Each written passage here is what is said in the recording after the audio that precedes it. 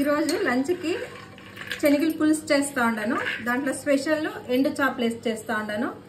చూడండి, రాగి సంగటికి చాలా బాగుంటుంది.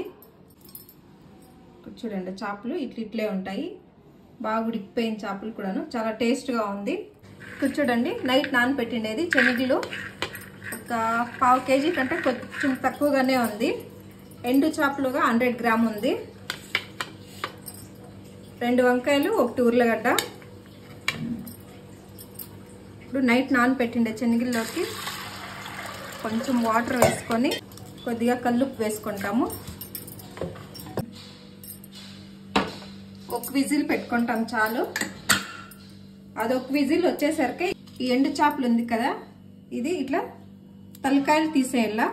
తలలు తీసేస్తే దాంట్లో ఇసుక ఉంటుంది, ఆ ఇసుకంతా వచ్చేస్తుంది. తుంచి ఇక్కడ చూడండి, ఇప్పుడు ఇది కూడా వాష్ చేసుకోవాలి. దీంట్లో వచ్చి ఇసుక ఉంటుంది. 1 విజిల్ వచ్చింది. ఇప్పుడు శనగలు ఇంత ఉడికింది చాలు. ఇప్పుడు నాటి టమోటో, 2 వంకాయలు, 1 ఆలు వేస్తా ఉన్నాను. ఉడికిండేది 2 శనగలు, చింతపండు కొద్దిగా, 1 టమోటో, ఆనియన్ అర్ధం వేసిండాను, ఇంకా హాఫ్ మళ్ళీ తిరుబాతకి వేసుకుంటాము. కొద్దిగా తెల్లగడ్డ, ఇవన్నీ మిక్సీకి వేసుకుంటాం. సాంబార్ పౌడర్ కొద్దిగా, సాంబార్ పౌడర్ వచ్చి 1 స్పూను, చిల్లీ పౌడర్ 1 స్పూను, కొద్దిగా పసుపు పొడి వేసిండాను. ఇప్పుడు ఈ రుబ్బుకోండేది మసాలా ఇందులోకి వేసుకొనేస్తాము.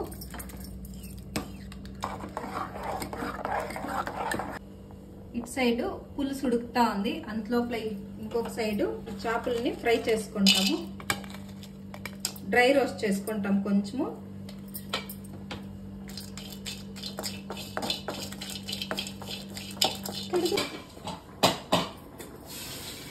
ఇప్పుడు చారు ఉడుకుతా ఉంది, అందులోకి పచ్చి కరివేపాకు, కొద్దిగా కడిగి వేసిన కొత్తిమీర ఒకసారి కలిపెట్టుకుంటాము.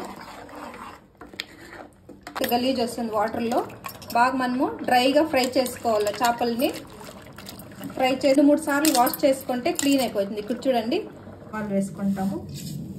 ఇది సగం చారుకు మాత్రమే పోపు పెడతా ఉన్నాను.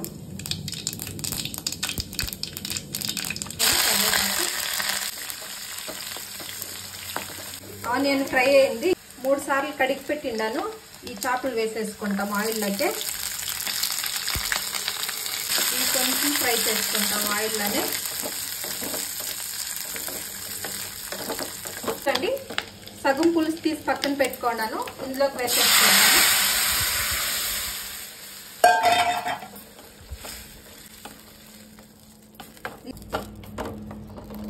కొంచెము అట్లే ఉడికిని. ఇది శనగలు, పచ్చి శనగలు నానబెట్టి ఎండు చేపలు వేసేసి పులుసు చేసిండేది రాగి సంగటికి చాలా బాగుంటుంది.